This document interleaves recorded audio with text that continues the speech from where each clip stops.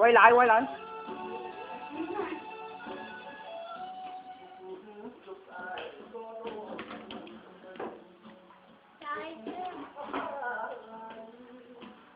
Xong chưa?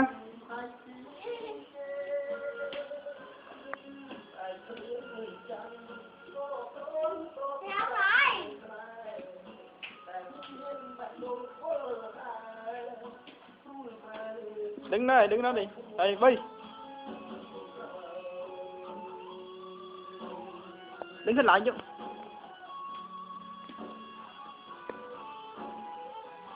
Chà quá.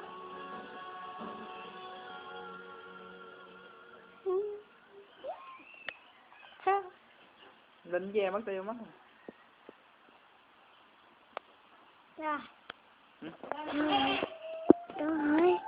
Chưa. Chưa. Ôi mà kìa thừa rồi quá. Cách đi.